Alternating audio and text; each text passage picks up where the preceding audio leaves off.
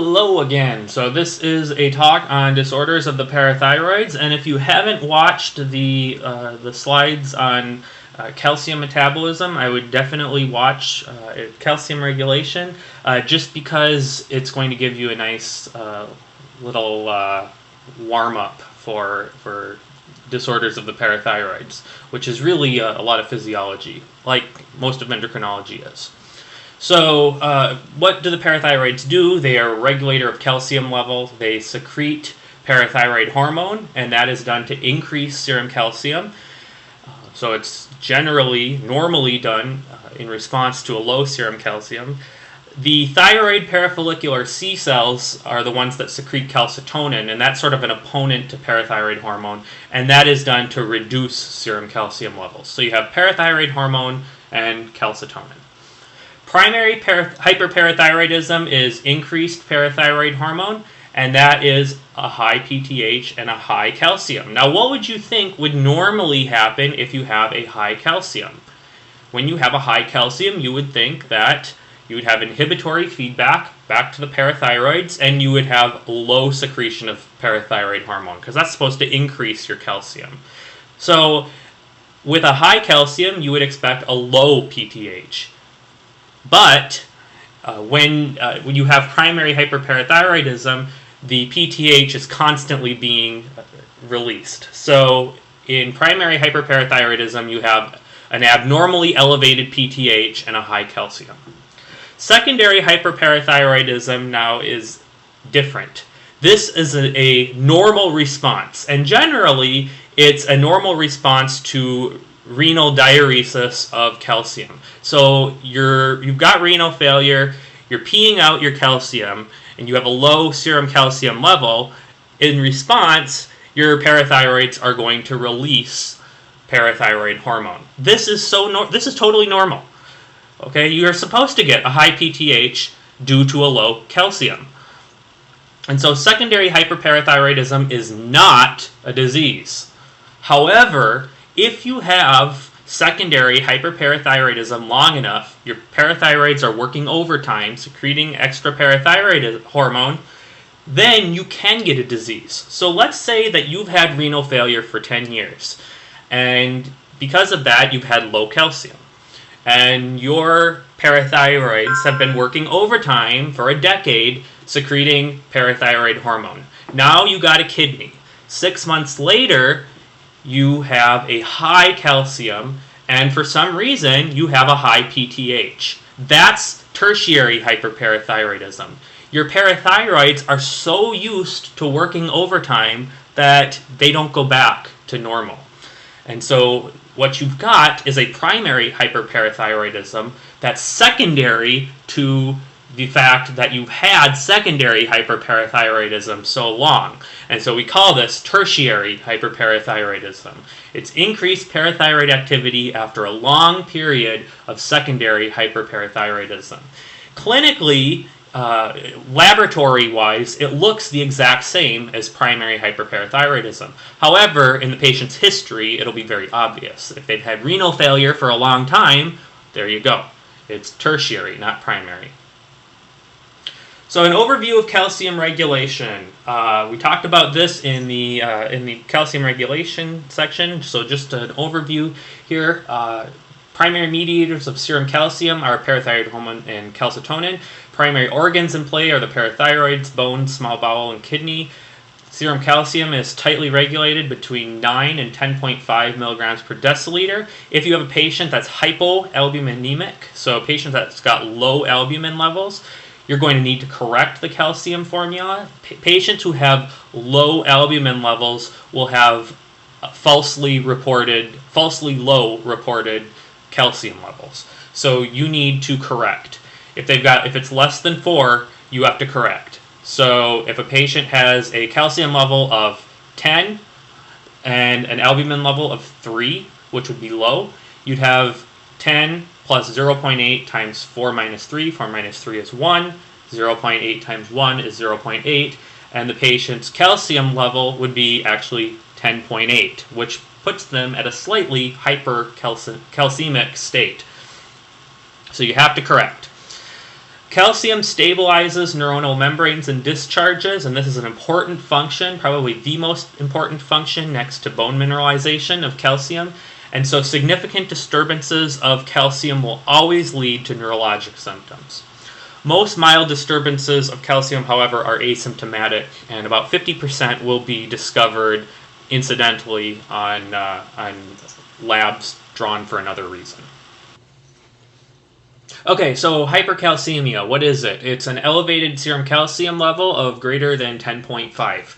The causes that you need to remember, the major causes and the most important causes are drugs, so thiazide diuretics or antacids that contain calcium, primary hyperparathyroidism, which is the #1 cause of hypercalcemia, and malignancy, which, although it's not as common, it carries obviously very significant implications.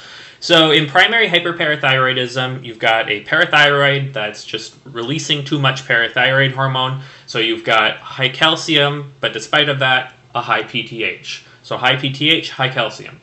In malignancy and other conditions, with the exception of one condition, the PTH is going to be low. So that's because the disease is focused outside of the parathyroids. So you've got a high calcium level, and the parathyroids respond by reducing their parathyroid hormone secretion level. So you have a low parathyroid hormone and a high calcium.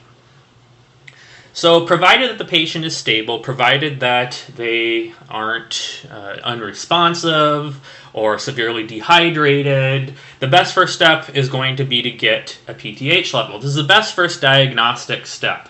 Now, a lot of patients who have hypercalcemia are going to be volume depleted. And the reason is because hypercalcemia can cause diabetes insipidus. However, this is the best first diagnostic step. Best step if the patient's stable, get a PTH level. And that's going to help you figure out which way to go. Is this primary hyperparathyroidism most likely, or is this possibly malignancy or some other condition? So patients with a high PTH level are most likely to have primary hyperparathyroidism. However, it would be good to get a 24-hour urine calcium level to distinguish it from familial hypocalciuric hypercalcemia. This is a hereditary condition, and basically the gist of what happens here is that these patients have high PTH levels and they don't urinate out enough calcium.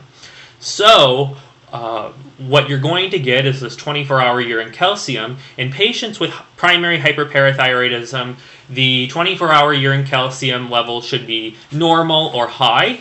And in patients who have familial hypocalciuric hypercalcemia, the 24-hour urine calcium level will be low.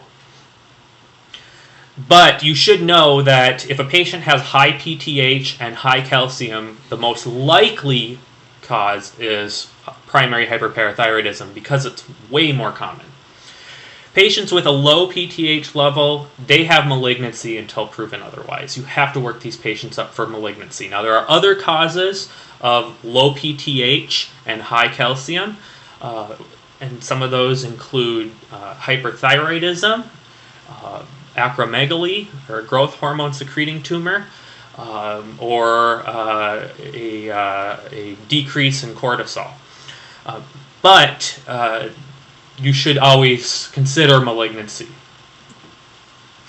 Okay, so this is just a sort of guide. Of course, in real life and on the boards, you're going to be taking into consideration the patient's history, their symptoms, before you figure out what test is going to be the most important to order. But this is a general sort of guide. So you got hypercalcemia. First thing to think of, are there any drugs that could be causing this? Thiazide diuretics, antacids are the most common. If there are, you should obviously discontinue those. You should always get a PTH level no matter what if the patient has hypercalcemia. That's going to make you decide whether this patient has primary hyperparathyroidism or if you need to possibly do a workup for malignancy. If the patient has a high PTH, the most likely diagnosis is going to be primary hyperparathyroidism.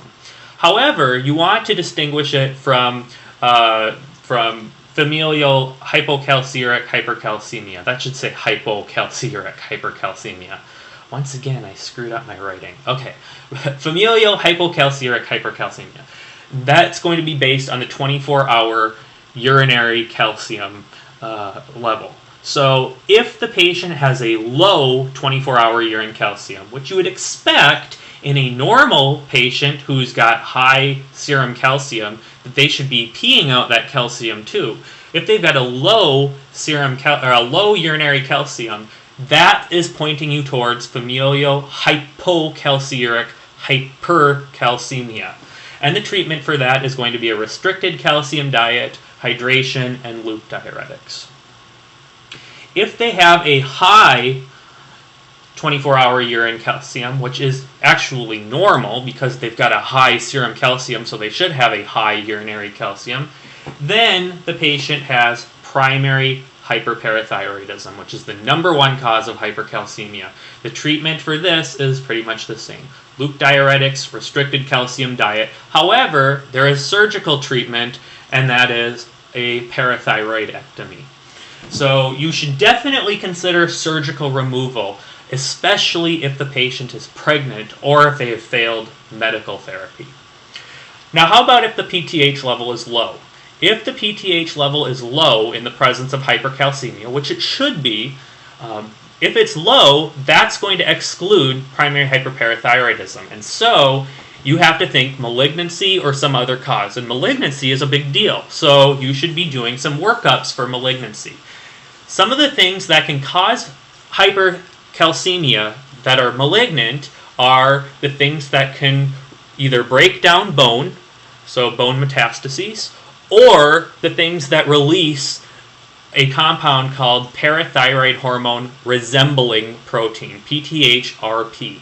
And the thing that releases that the most is small cell lung cancer. So you should get a parathyroid hormone releasing protein level on a patient who has a low PTH and a hypercalcemia.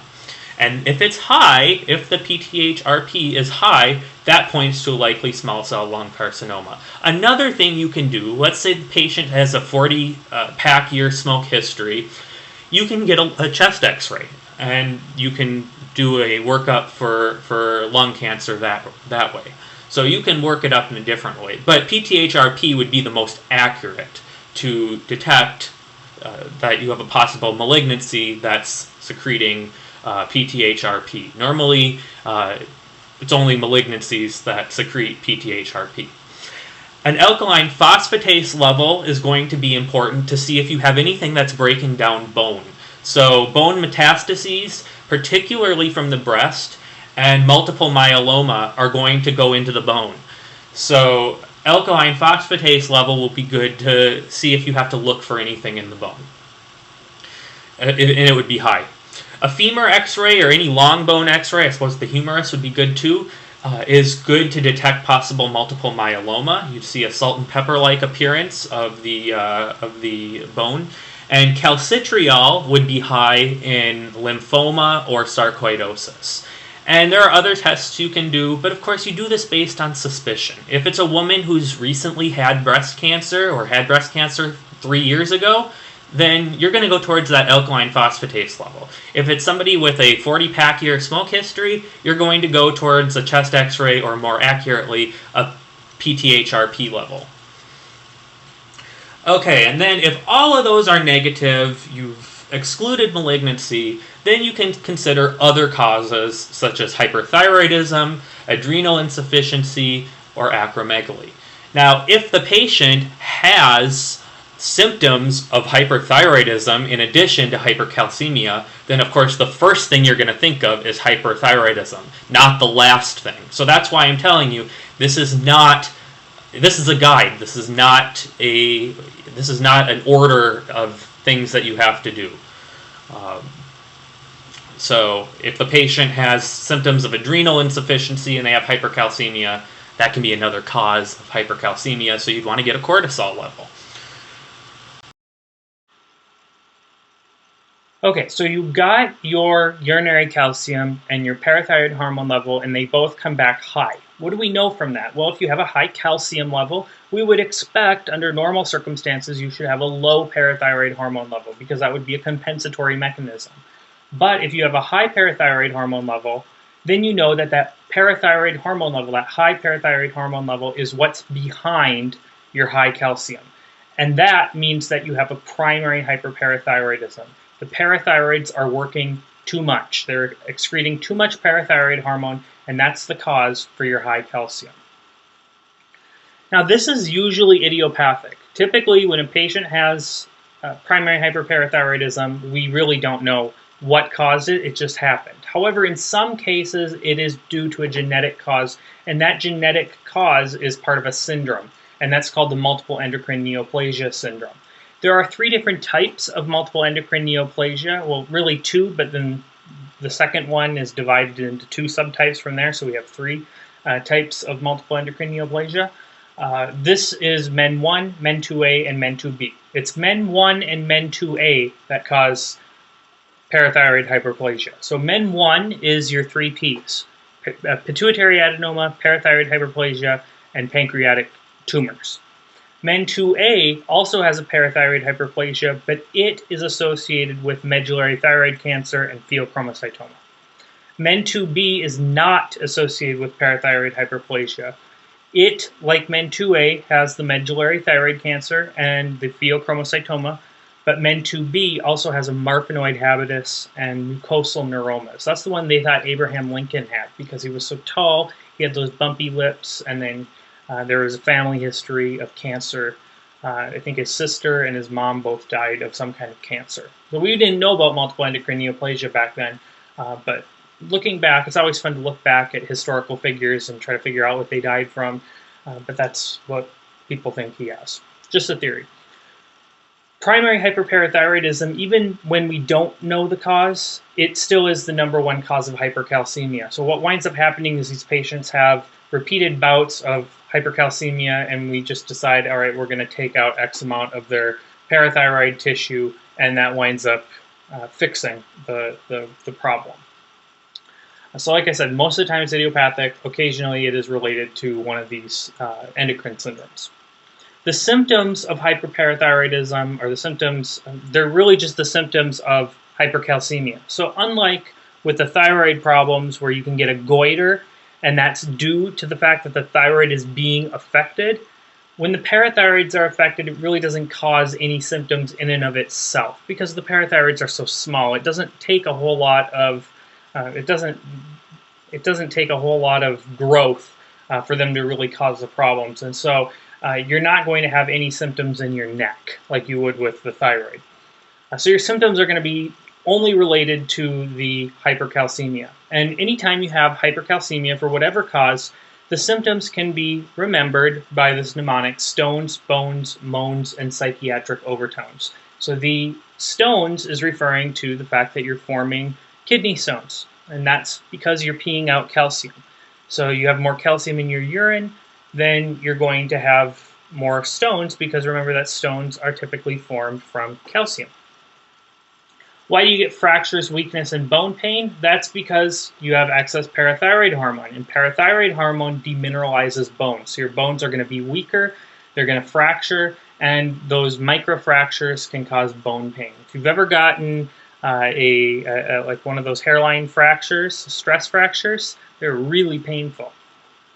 It's spring now. I'm going to be going outside and running pretty soon. It's been about 4 months. I need to get off my lazy ass, but I'm going to be going outside running. I'll probably overdo it and get a stress fracture, and those are very painful. So that's what's behind the bone pain. The abdominal pain can be due to several factors. First of all, we know that when you have high calcium levels, it really slows all sorts of things. So it can slow your muscle down, it slows your nerves down, and probably because of the fact that it slows your nerves down, it likely slows down the peristalsis that occurs in the intestines, and that can cause constipation, and subsequently you can get abdominal pain from that. On the other hand, you can also, an episode of hypercalcemia can precipitate pancreatitis, acute pancreatitis, and that certainly is going to cause abdominal pain. So there can be many factors behind the abdominal pain. So this neuronal hypoactivity, this is an important one to remember because this can come from any cause of hypercalcemia.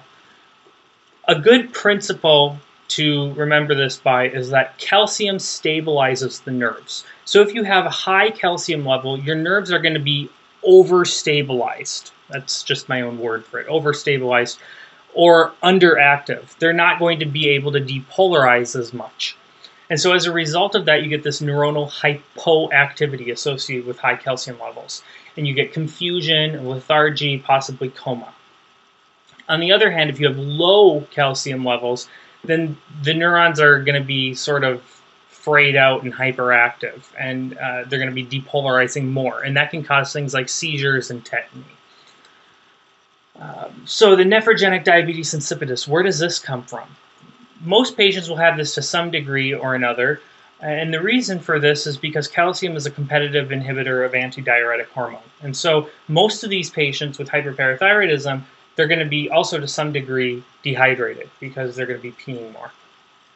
So what is the treatment? First of all, remember, because these patients are dehydrated, you need to give them fluid. And that's not only important because we always want to give fluid to dehydrated patients, but it's also going to be important because of your mainstay of treatment. And the mainstay of treatment for patients that have high calcium levels is to give them loop diuretics. And you don't want to give loop diuretics to somebody who's already dehydrated. That would be a bad idea, right? You don't want to make somebody more dehydrated if they're already dehydrated.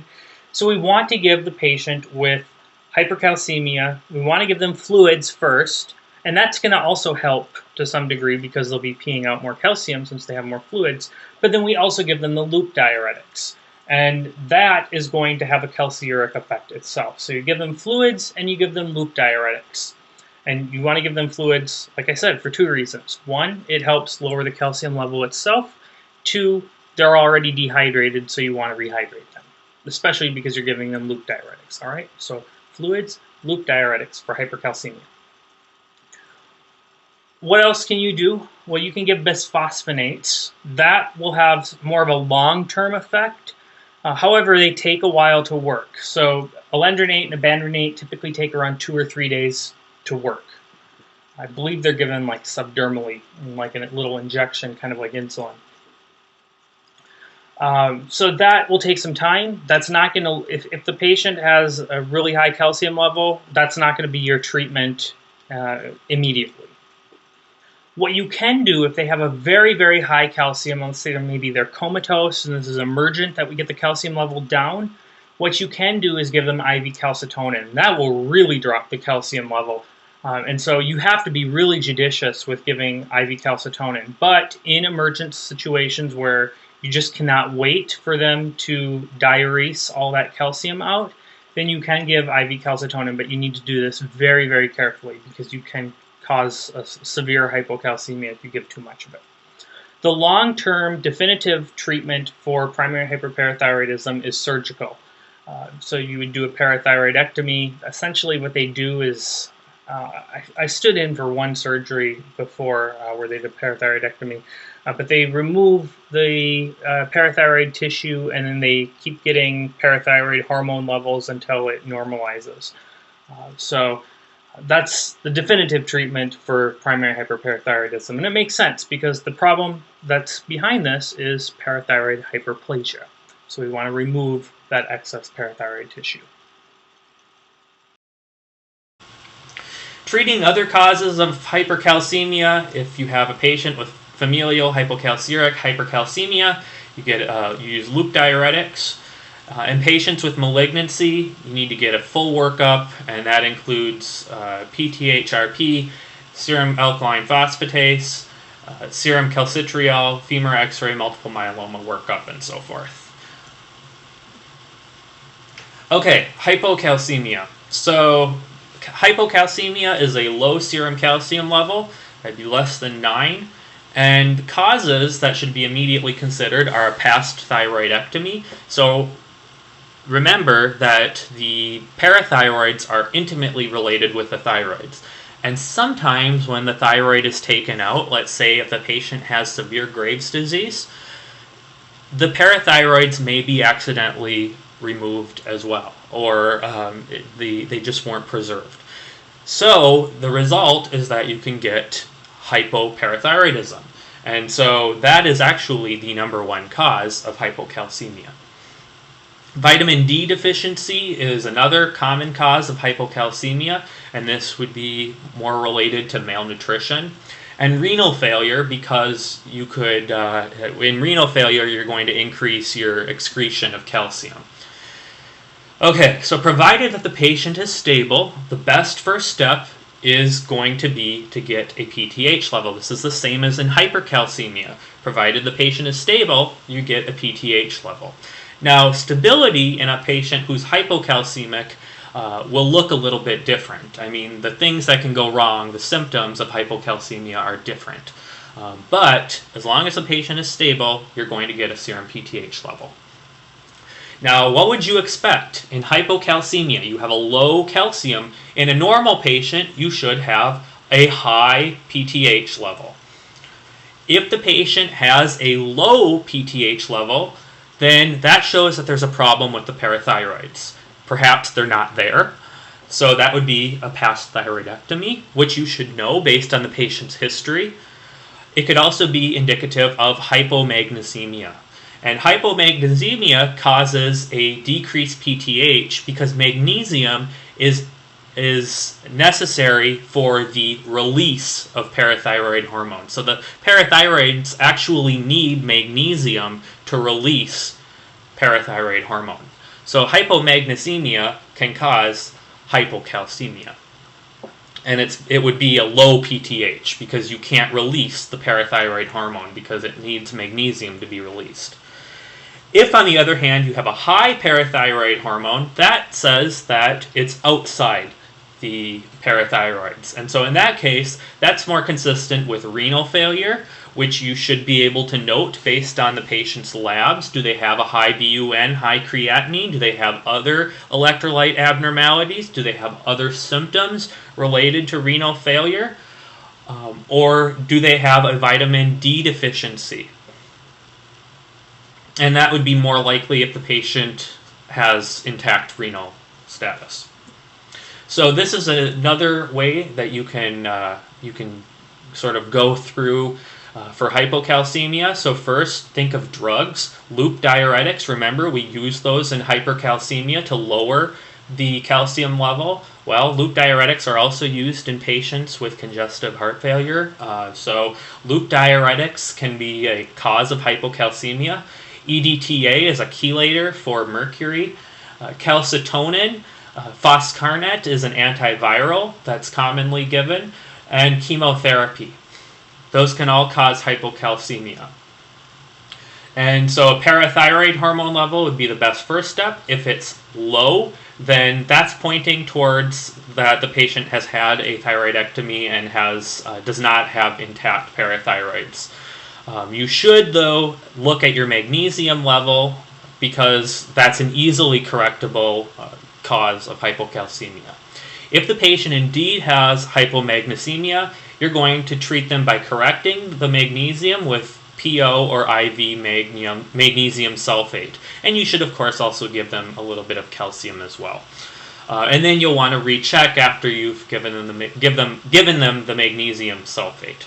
If the patient is status post-thyroidectomy, then you're going to treat them by giving them calcium and vitamin D. Now, it's important that you know what kind of vitamin D to give them. So if you don't have the parathyroid hormone to work, so in the case of you don't have your parathyroids, then of course you're not going to have parathyroid hormone at all, ever.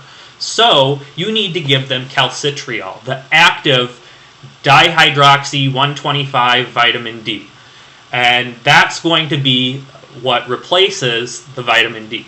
You can't give them ergocalciferol or cholecalciferol because you don't have the ability to, you don't have the PTH that's going to activate the enzyme that's needed to convert ergo or cholecalciferol into the active calcitriol.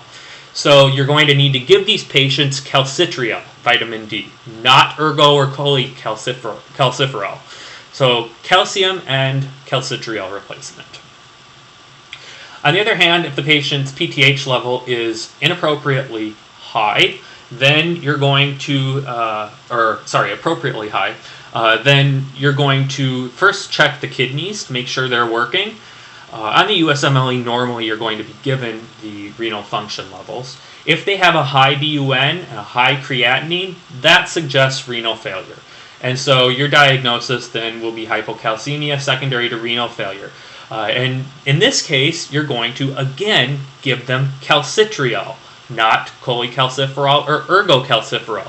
Why? Because calcitriol is made in the kidneys. If you have non-functioning kidneys, then you're not going to be able to convert cholecalciferol into calcitriol. And so we need to give these patients calcitriol. So it's vitamin D replacement with calcitriol.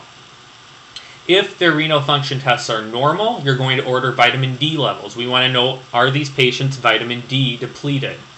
If they are vitamin D depleted, then their vitamin D levels will obviously be low. In that case, we can give them vitamin D replacement. And in this case, yes, we can use ergocalciferol or cholecalciferol because nothing's wrong with the ability to convert it to calcitriol. So we can give ergocalciferol or cholecalciferol. If the vitamin D levels are normal, then the most likely cause of the hypocalcemia is malabsorption. The patient has functioning kidneys, they've got normal vitamin D, there's no reason that they should have a low calcium other than the fact that they're not absorbing their calcium. They've got a normal PTH or even a high PTH, so they've certainly got an ability to absorb the calcium out of the gut. They've got an intact renal function test, so they certainly have the ability to make vitamin D into calcitriol. And they've got normal vitamin D levels. So in this case, the most likely cause is malabsorption. And remember, if you remember back to the calcium lecture, what I said was in malabsorption, the reason it causes hypocalcemia is because the fats that aren't absorbed bind to the calcium. And so in this case, if you have likely malabsorption, what you should do is consider celiac disease. Generally, you're going to, if the patient has another cause of malabsorption, you're going to have symptoms. However, celiac disease, you're only going to have symptoms when you eat gluten-containing products. So what you should do then is work the patient up for celiac disease. And that's done by getting an anti-gliadin and an anti-tissue transglutaminase. If those are positive, you've made the diagnosis of celiac disease. The treatment then is going to be to replace calcium and a gluten-free diet. If those are negative, which they shouldn't be if on a basic endocrinology question, then you should consult endocrinology if you're in the hospital or GI. Then you've possibly got a different cause of malabsorption. But on a basic hypocalcemic question, it should be one of these. And the symptoms and treatment for hypocalcemia, remember the symptoms are going to be neuronal hyperactivity, and that's because calcium competitively it competes with sodium for the sodium influx channel. So if you have low calcium, the neurons are going to be hyperactive. And the symptoms of that are going to be paresthesias, particularly circumoral paresthesias around the mouth, around the lips, spasms, strong tendon reflex, +3, +4, tetany, seizures, and then these typical symptoms that the USMLE likes to throw at you that you can see on physical.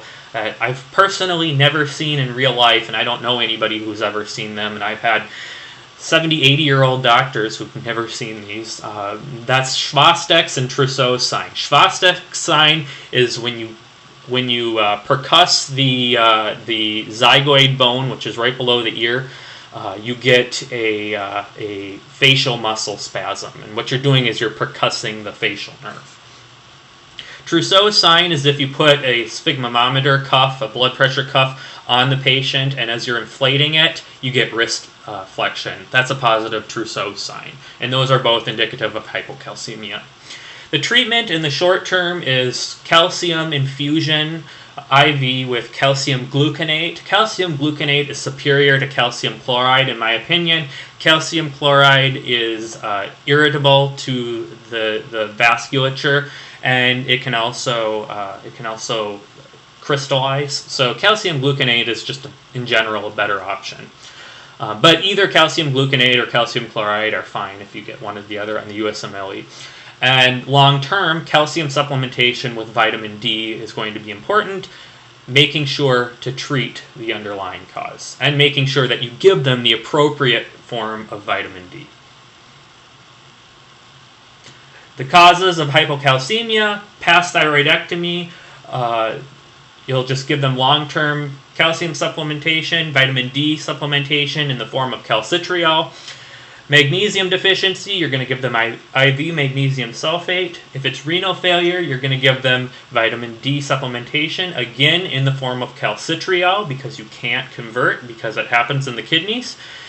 In the form of vitamin D deficiency, you're going to give them vitamin D supplementation, and this time you could give them calcitriol, but you can give them ergocalciferol or cholecalciferol, because in this case we do have an intact conversion system. And in malabsorption, we should work up for celiac disease if the history suggests it, comply with a gluten-free diet, and if it's any other cause of malabsorption, you should work that up, but that should be implicated based on the history.